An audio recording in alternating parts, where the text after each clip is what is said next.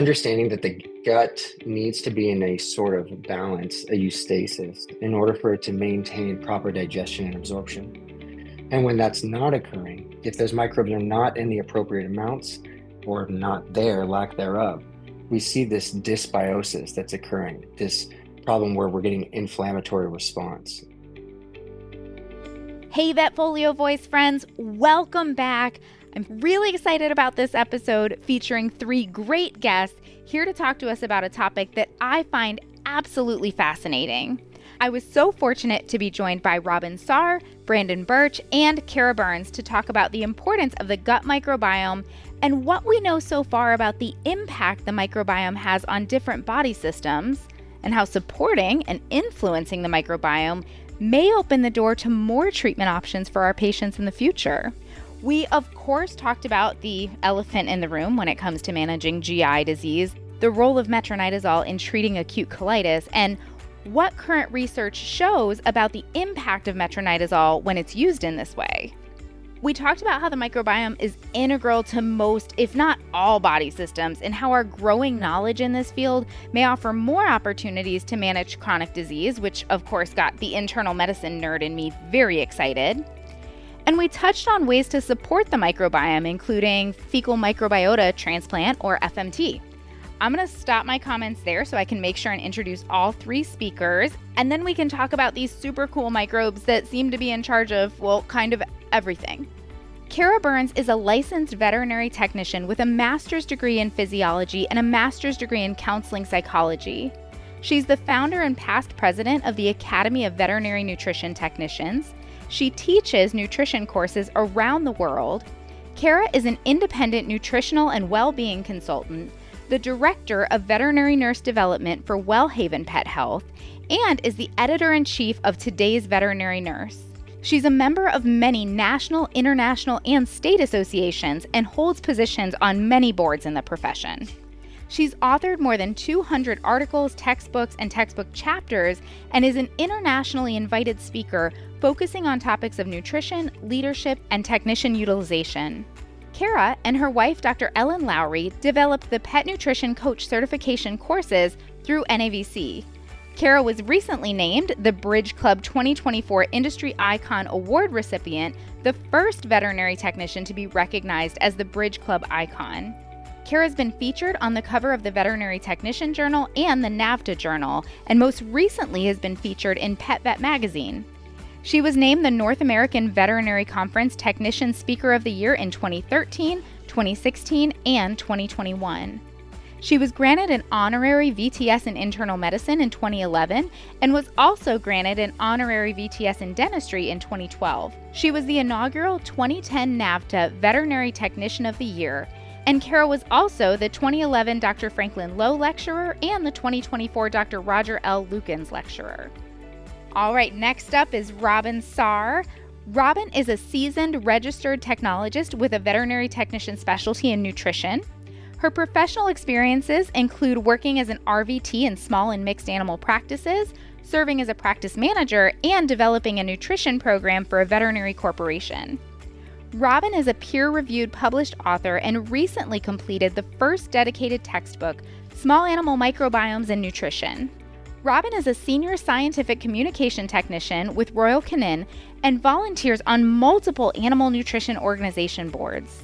She's also completing her master's in animal nutrition through Glasgow University. And last but not least, Brandon Birch. Brandon is a distinguished veterinary director renowned for his expertise in microbiome medicine and veterinary science. With a foundation in biological and biomedical sciences from La Sierra University and veterinary studies at Western University, Brandon has a robust academic background. He conducted pioneering research in evolutionary phylogenetics during his collegiate years, contributing to the understanding of genetic lineages. As a current veterinary practice owner, Brandon successfully manages all aspects of a thriving veterinary clinic, overseeing patient care, staff management, and business operations.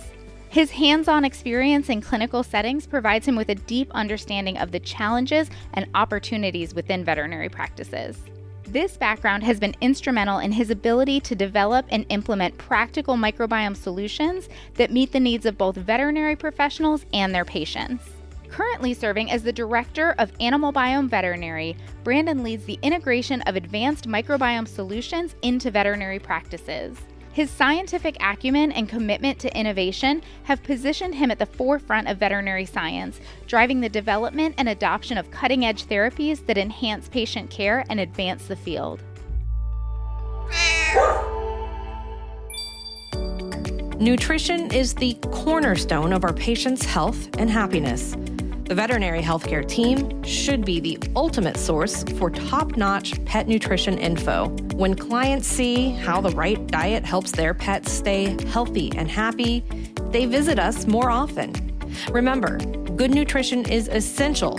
It's smart business and great medicine. Enroll in the NAVC Pet Nutrition Coach certification today on vetfolio.com. Well, for this episode, I'm really excited to talk about the gut microbiome because I just get, with all of the new data and, kind of using the gut as a target for different disease processes, I just find it all fascinating. So I'm going to start by saying thank you to all of you for joining me. And would you mind giving just a brief, 1 or 2 sentence introduction? Sure, I'll start. My name is Kara Burns. I am a licensed vet tech and a vet tech specialist in nutrition, and I am really thrilled to be here with my 2 colleagues, Brandon and Robin. Yeah, I'm Brandon Birch. I currently reside with the Animal Biome Veterinary. I'm the veterinary director there. My background is in veterinary sciences, and with regards to microbiome medicine, this is kind of my expertise within animal biome. So happy to be on the call. Hi there, and my name's Robin Saar. I am also a RVT with a specialty in nutrition. I work at Royal Canin Canada as part of the scientific communications team. Wonderful, wonderful. Thank you to all of you. I always feel like when we do these podcasts and it's just audio, that just kind of helps distinguish whose voice is whose and what we're talking about, who we're talking to. So I appreciate it. And jumping right in here, I said we're talking about the gut microbiome, but let's just go super, super basic. What is the gut microbiome? What are we talking about when we refer to the gut microbiome?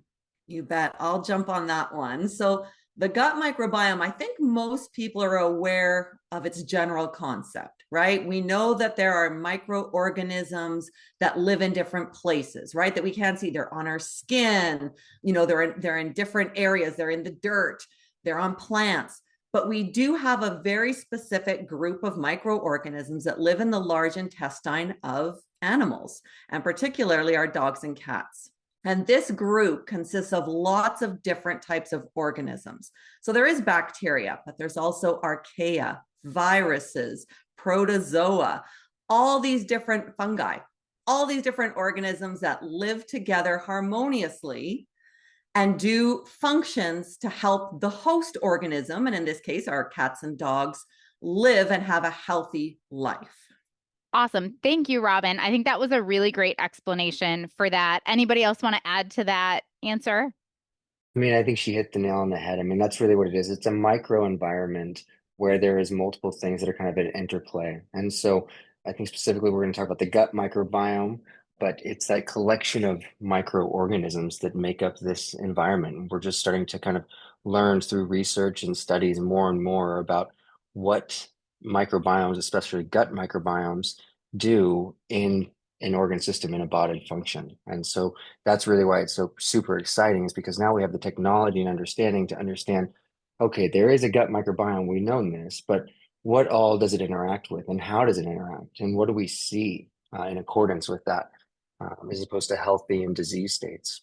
And like you said, we're just kind of scratching the surface here of we know this is here, but what does it influence? And it seems like more and more we're learning it influences everything. And that's where, I kind of alluded to earlier. I think it's really neat because it's kind of becoming this target for different disease processes, and influencing that can help in other chronic diseases. But without going too far down that road and going off on a tangent, I'm wondering if we can get into the gut microbiome and the role it plays in intestinal diseases, kind of the obvious of the microbiome is in the gut. How does it influence the gut? So for example, what would be the role of the gut microbiome in a disease process like inflammatory bowel disease? Yeah, I mean, I can start kind of. I think it plays that kind of crucial role in like the pathogenesis and diagnosis, management, and the inflammatory bowel disease and chronic enteropathies as a whole. We kind of look at it and we can kind of get into a dysbiotic state, understanding kind of what that is. I think there's also portions in there with immune system modulation, understanding that, the kind of metabolic profiles and functions. All of that kind of has a overview of what's going in, and I'm sure we can go in depth and talk in hours in each one of those areas. But I think the main kind of consideration is understanding that the gut needs to be in a sort of balance, a eustasis, in order for it to maintain proper digestion and absorption. And when that's not occurring, if those microbes are not in the appropriate amounts or not there, lack thereof, we see this dysbiosis that's occurring, this problem where we're getting inflammatory response. And when that occurs, we see a lot of other functions and barrier functions start to break down.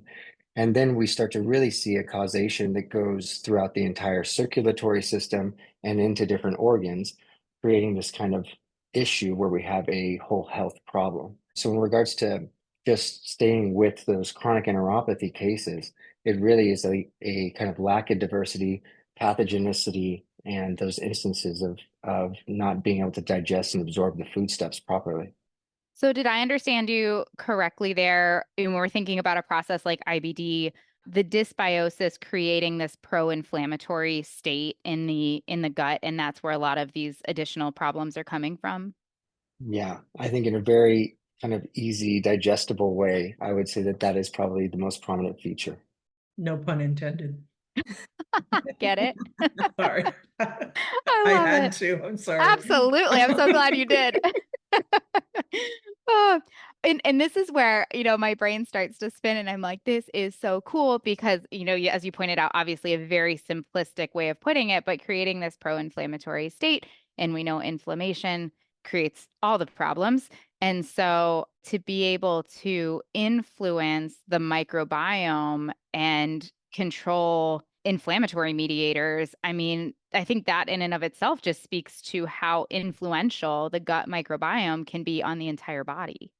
I love that. And for me, what's interesting is, of course, we call it like IBD or chronic inflammatory enteropathy because we know that there's long-term inflammation in the gut. And so we do all of these different things right now to try to fix it, right? We'll throw antibiotics at it, which may fix the problem, but may just induce more of a dysbiosis. We put probiotics in there, but they're not the native species that should be in there. And it's almost like we're missing the obvious. How do we make this go back to a normal, healthy state? And that's the cool thing, is that now we are understanding maybe not a set in a framework normal, but we're understanding what bacteria should be there, what functions they do, and the benefits they provide.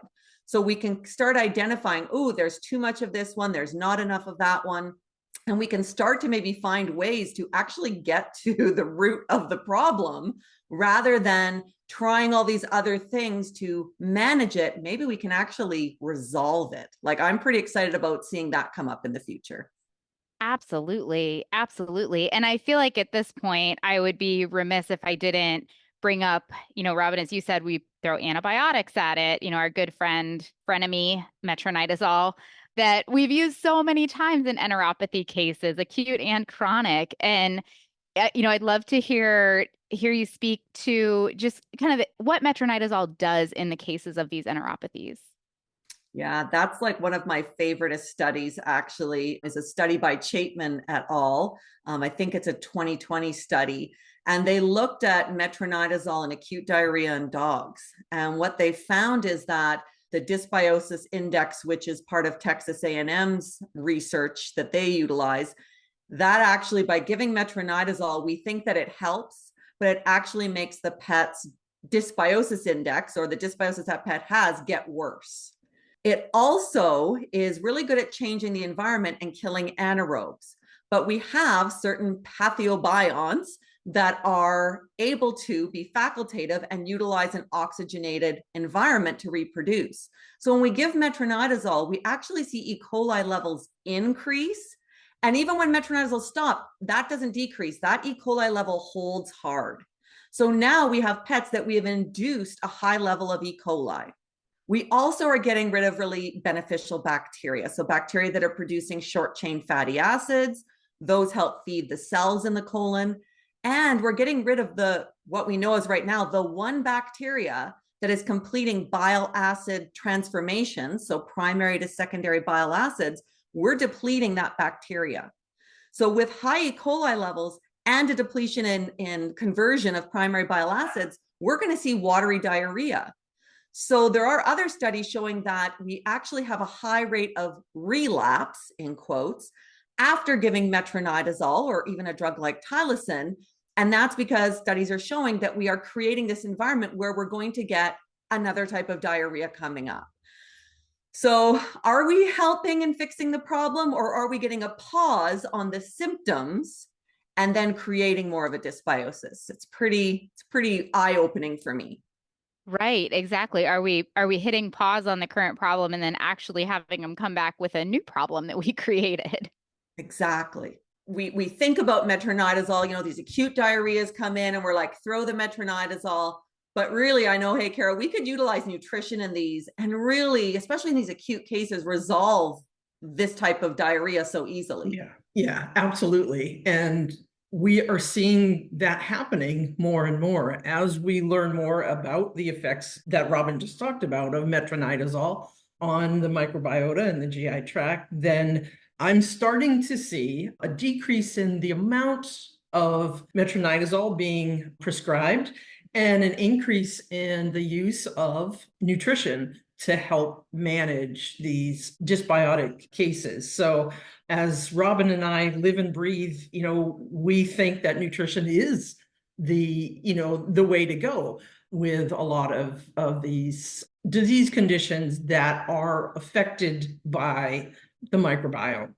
Absolutely. And I think especially telling that metronidazole story, we can't repeat it often enough because I think we've all done it. We've all said, yes, use the metronidazole to stop the diarrhea. And knowing what we know now, we're changing something that's been ingrained for years. Along those lines of thinking of the importance of nutrition, something else that we talk about really frequently is maintaining a healthy weight in our pets and the influence that has, of course, on disease states like osteoarthritis and diabetes, but also on this pro-inflammatory state that we've talked about a little bit with that adipose tissue. So I'm curious what we know about the influence of the microbiome on maintaining an appropriate weight or losing weight in a pet that might already be overweight. Do we have any information in that arena? Yeah, that's a great question. And I'll kick it off and then Robin and Brandon can come in as well. We know obesity or, the number of pets that are overweight or obese is at epidemic proportions, right? 59% of dogs in the United States coming into our clinics are overweight or obese, and 61% of cats. So we know that there are some issues, and we know the impairments to dog and cat health and well-being, the impact of obesity to those cats and dogs, and the effect that it has on health. And again, the three of us have been talking a lot about you are what you eat, right? And so as we work to get weight off the pet, we also see overall health improved. And yes, that one part of that is the weight itself, but it's also the microbiome and, the effect that the microbiome has on, the rest of that pet's body. You will always hear me talking about getting weight off of pets because one, the epidemic that I mentioned, but also it doesn't seem for me to be such a difficult conversation because I can tell an owner that if we get that pet down to an ideal body condition, we have studies that support that pet, especially in dogs, has the potential to live 2 years longer. And that's why, I think that's why we all got into veterinary medicine, right? To help pets live a longer, healthier life. So with that, we then can work to get the weight off, and then Robin and Brandon will address the actual microbiome reaction to that. Yeah, absolutely. I mean, I think there is a differentiation between a dog that is malnourished, obese, as opposed to that kind of healthy reference range that we would see and maintaining that kind of proper weight or ideal weight. Putting it into really basic terms, I always think it's kind of interesting that there's this huge thing going on right now with Ozempic, right? Which is really for type 2 diabetes. And how it works is essentially it kind of has that GLP-1 receptor, and that's producing these hormones that essentially is able to create, and you get weight loss because of various factors. One of the things that it does with the gut microbiome is it actually keeps the nutrients in the colon into the small intestine for a longer period of time, so that fermentation and everything like that can actually slow down and be able to process, digest food. And this having this kind of toll-like receptor, one of the interesting things that a lot of short chain fatty acids do is create hormone production. And so we see even on a basic kind of level that these short chain fatty acids have a overabundant results with regards to kind of hormone production, obesity, weight loss. There have been multiple studies where we've looked at certain specific types of microbes and being able to see whether there's a reduction. And if there is a reduction, that patient is typically malnourished. Conversely, if it is in abundance, we will see that patient being over that ideal weight. And that's just one offset. There will be multiple. It's not just one certain microbe. But I want to be clear that we have seen actual statistically relevant information showing microbes being kind of that primary generator of being able to digest and absorb foodstuffs and how well they can do it. And then what hormones are produced because there is an excess or depletion or reduction of those microbes. And so it's all interplay. It's a very complex cascade of events that occur to that. And I think we're going to find more and more information, but know that it does play an integral role in weight management. Yeah, I love that. You know, I had a veterinarian say to me once, I don't see how one bacteria can make such a difference. And I kind of was thrown back at the moment, because really, when you think about it, how about C. diff? Oh gosh. That's one Yeah. bacteria that can do a lot of damage. How about our P. hernonis that does our bile acid transformations? That's one bacteria that can make a big difference. We know that in obesity, there is less diversity. So there's less types of bacteria. So are we missing, like Brandon said, some of those short chain fatty acids that are going to help with metabolism, that are going to help with hormone production? Are we seeing too much of those pro-inflammatory bacteria? Again, it is very complex, but it can be as simple as trying to rebalance that gut microbiome to a more normal state to see health improvements, including better metabolism to help with weight loss. That's right. I mean, I think, it's not necessarily that we need to know exactly which bacteria specifically as of now is the main proponent. As long as we get that gut into a healthy state, we will see that actionable result, which is the important part.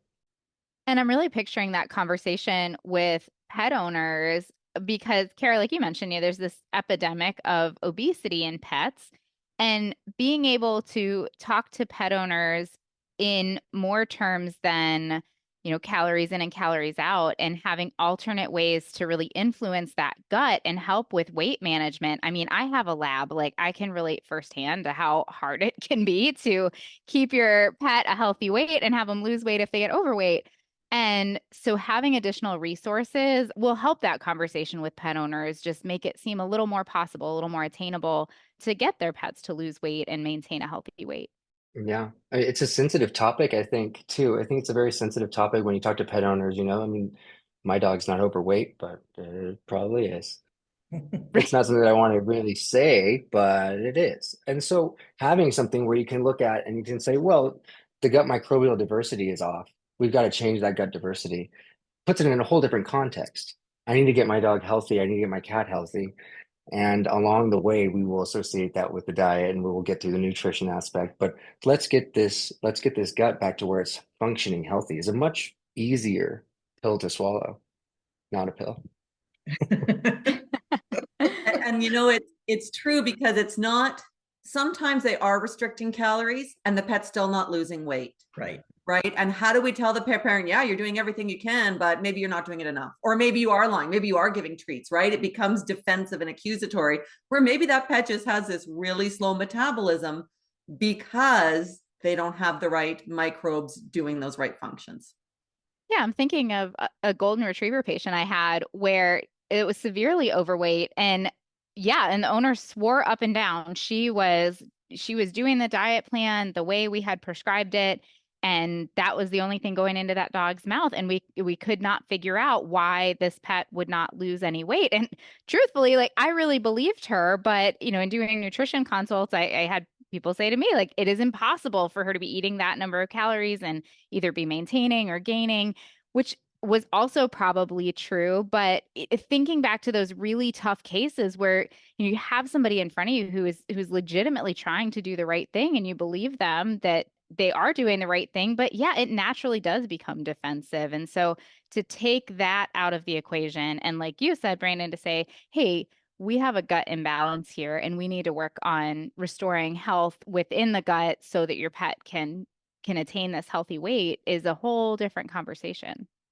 Yeah, historically, the conversation has, as everyone has said, has been more of a, morale buster, right? You're Yeah, trying so hard to, to work with and support the owner and the pet, and things just aren't moving, and or the scale isn't moving. But now we can talk about the microbiome, the gut microbiota, and have these conversations. But we also know that weight loss, right, obesity and weight loss, they're comprised of a number of different factors, which we've already been talking about, energy intake, energy output, dietary composition, and even each one of those may alter the gut microbiome. So it just keeps going deeper and deeper. But to have these conversations and to be able to explain that something else might be going on really is going to, I think, help the morale of the team, because we're trying, we're working with these patients. But I also think it will help support the owners who truly are doing everything that we've asked, and the scale isn't moving. absolutely. And I think that that leads us to this $1 million question of, what do we know so far about how to influence the gut microbiome? Oh my goodness, that's like the question. So That's why I tried to qualify with so far. I'm sure there's much more to learn.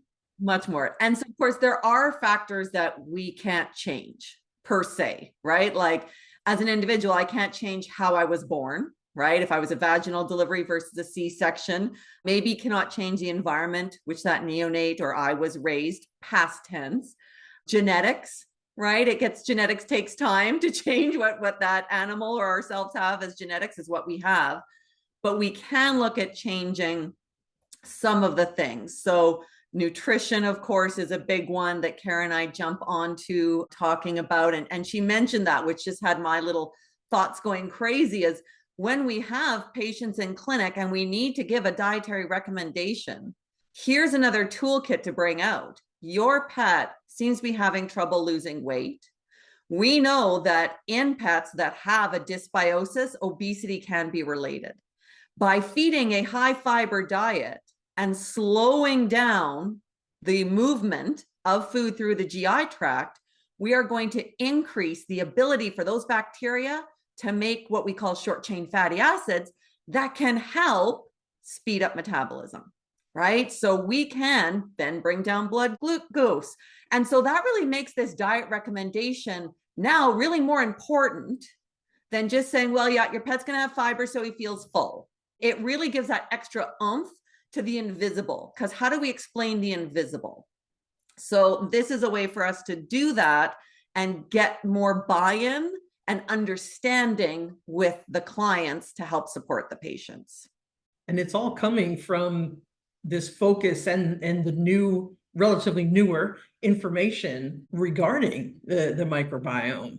Because to Robin's point, yeah, we used to talk about satiety and fiber and what fiber does, but now we have a whole new realm that we can talk about the effects of fiber on the microbiota and the gut microbiome.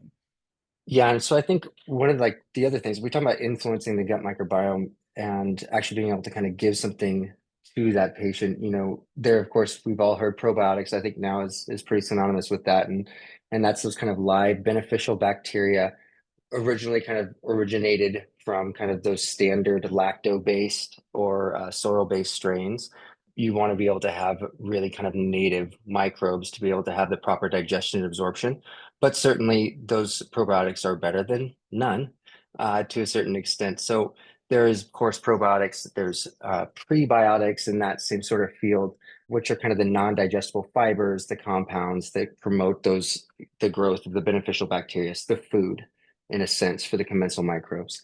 And then there's postbiotics, and postbiotics are a pretty interesting area where it's kind of the metabolites, the byproducts that are produced by the probiotics, like the short chain fatty acids, which you've probably heard us talk about, and we're going to continue to talk about them throughout the entire time.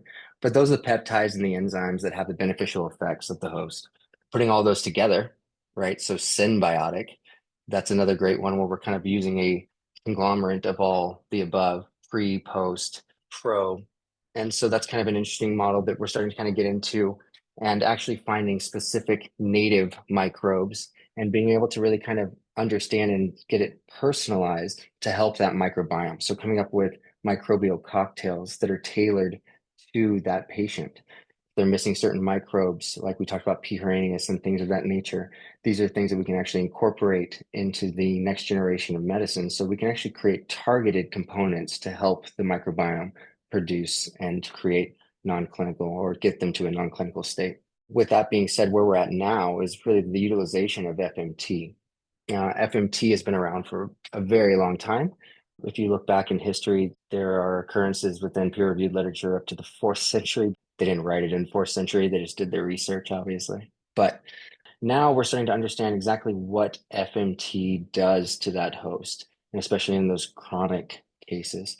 And really what we're seeing is if we have FMT stands for fecal microbial transplantation. I should be clear on that. And it can come in several forms. In the human side, they have either induced via enema or it can be done in an oral capsule. And that same is known for companion animals as well, for both felines and canines.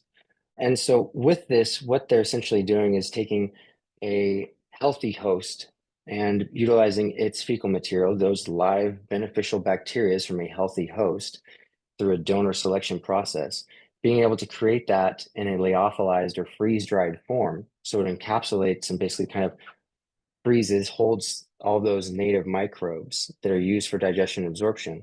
And then you can give that capsule to those clinical patients, allowing them to have the correct microbes that are specific for that species. So you're going to have the right engraftment sites. The bacteria knows where to go and where it's supposed to go because it's already been in that GI tract, just in another patient. So when you have that, you have a much better engraftment, you have much better digestion and absorption that occurs because you're utilizing the same microbes that have been used in a healthy individual. So it's a very interesting old way of doing it. But now with all of the bioinformatics and the molecular testing that we now have to our advantage, we're able to really understand and see the benefits of having these actual native microbes being induced and put into these clinical patients.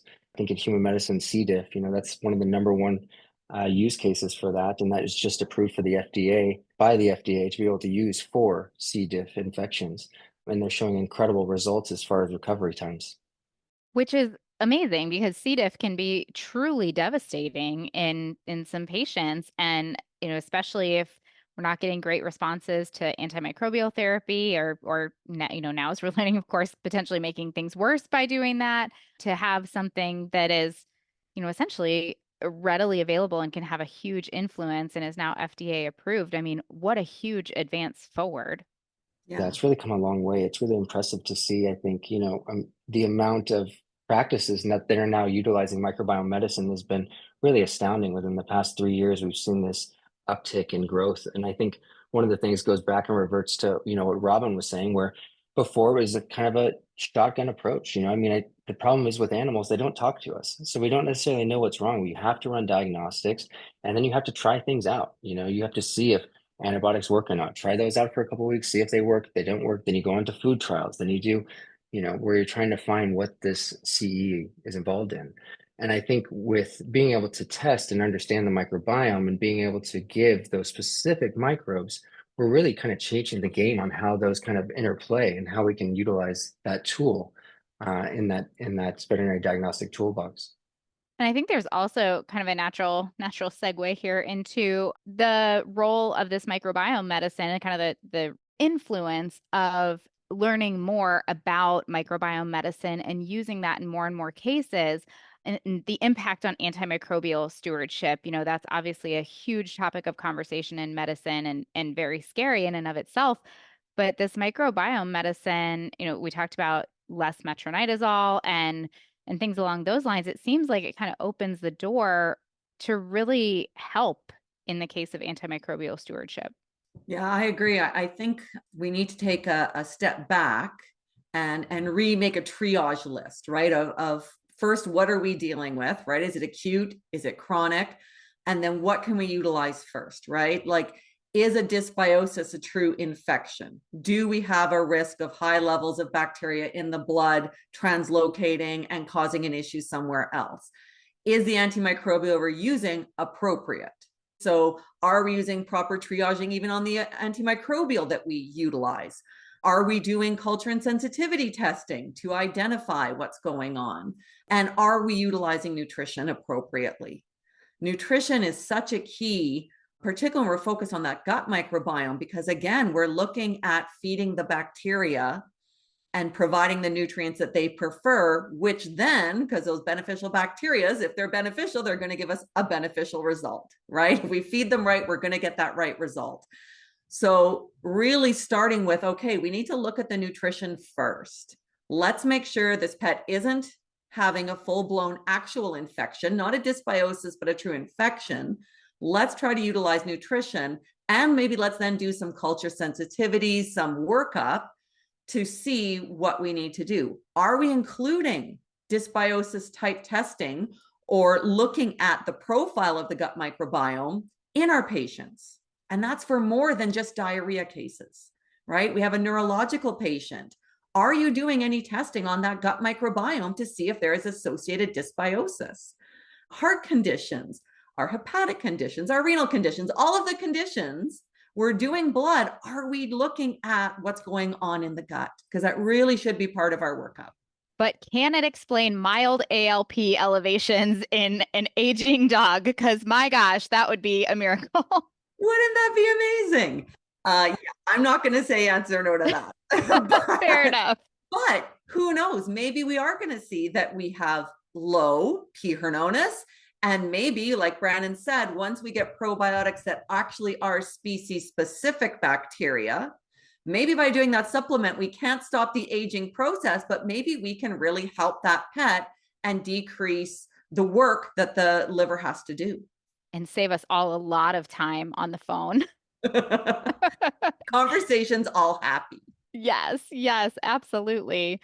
I really have to, say all of you have done a wonderful job talking about this. I think each one of these questions could have been a podcast in and of itself. And a lot of information here, with it becoming very evident that there's a lot more to learn. There's a lot more information out there. And along those lines, I understand that there's a program in the works to do exactly that, to learn more about this. So can you tell us a little bit more about the new certification that you're working on? Yeah, I'll kick it off. We are working on a microbiome certification through obviously through NAVC and VetFolio. We're pretty excited about it because, as you said, each one of these questions we could go into detail, and the three of us could go into days worth of detail. So instead of listening to us, I think it's going to be important for veterinary teams as a whole to, we hear the buzzword microbiome, but this is going to offer veterinary teams the ability to really jump in and get to know what we're talking about, when we are talking the microbiome. And then how that, just what we've been talking about here, how the microbiome affects every organ system, every disease condition that we are helping to manage through, with our patients. So we each are putting a lot into it. We want to provide the fundamentals where we are right now. And then, maybe down the line, as more research is done and a lot, Brandon can tell you, he's doing a lot of the research, him and his team. We're very excited about it. And I'll let Robin and Brandon tell you their views of it as well. Yeah, for me, thanks, Kara. I hear from technicians, and I was the same, right? If I don't understand a topic, I'm not going to talk about it because I don't want to look stupid. And while microbiome medicine and we're learning more about the microbiome every day, there's more research coming out all the time. I think it's important that and to know that there are some basic things that we really know are pretty set, right? Like we really have some things that we understand that can make conversations go easier. And so that's really what this course is for me, is just to show what the microbiome is, those fundamentals that Kara talked about, and also those light bulb moments of why we need to have some behavior changes, right? Like when I ever talk about stopping metronidazole, 80% of the time I'll get, but it works. And so I want to show you why metronidazole as a first line response doesn't work. So for me, that's what I want to do. And this is a course that is, really great for technicians, assistants that have a real science background and interest, and for those veterinarians that want to get in and understand the base level of microbiome, because maybe that hasn't been their focus in practice before this. I love the light bulb moments that you mentioned, Robin, because that is a good portion of this. It was our light bulb moments that, we are now trying to give to the attendees of this course. So I like that terminology. Yeah, I mean, I think this will be the next kind of iteration of specific testing and being able to treat. I really do. I think it's certainly coming to fruition in regards to human medicine. I think we're getting closer and closer with regards to veterinary medicine. With the studies in regards to, we go over really neat things like, the study of oncology and looking at GI lymphoma cases in regards to the gut microbiome, tumor genesis, where we can look at actual pathogenic bacteria that could be cause in relation to actual specific progression of tumors. Getting into stress and anxiety, looking at cases that we look over for Alzheimer's with regards to human medicine and the gut microbiome studies. And that's just one aspect. There's blood, there's liver, kidney functions, oral, ears, skin. I mean, we can go all day. And that's kind of what we started doing. So this will really kind of be that first touch base, learning about the gut microbiome, all of its intricacies, some of its intricacies, what we know, what we're learning, and really kind of a culmination, a starting point, if you will, where we can branch out into different areas of interest, where we can have experts in those fields be able to describe more based on kind of that current knowledge. So I'm really excited to bring it out. It's definitely been a kind of a dream, and I'm just excited about where we're kind of headed. Well, fantastic. I am also excited about where all of this is headed. I remember the very first conversation I had was about kidney disease and using the gut as a target in kidney disease. And I went, wait a second. I can target the GI tract in order to help my kidney patients.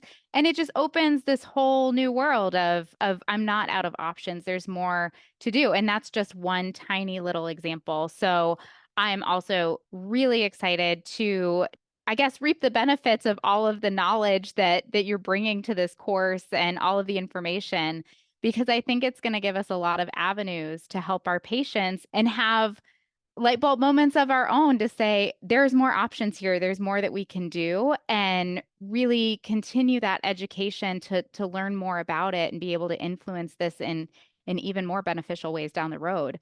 So thank you for putting this course together. I can't wait to see it. I'm really excited. And thank you to all of you for joining me and going over all of this information. It's all just crucial and fascinating, and you've done a wonderful job here spelling it all out for us. Thank you so much for the opportunity and for the wonderful questions that are focusing on what we are trying to get out to our colleagues within the profession. Yeah, thank you for having us. Yeah, absolutely. We appreciate the time. Thank you so much to everyone who joined us. I am so excited about everything microbiome related, and I hope you are now too. This is such a fascinating and exciting new field. So a big thank you to everyone who tuned in. And of course, thank you to Kara Burns, Robin Sarr, and Brandon Birch for such a fantastic talk. If you enjoyed this episode, please leave us a 5-star review wherever you get your podcasts. It'll help other veterinary professionals like you find this and other great content we try to put out. For more episodes like this, click on the Education tab on the VetFolio website. As always, we'd love to hear your input on this talk, as well as ideas for topics you'd like to hear from us in the future. Feel free to reach out to me at dvm@vetfolio.com. You can also visit my Facebook page at Dr. Cassie DVM, and you can find me on LinkedIn.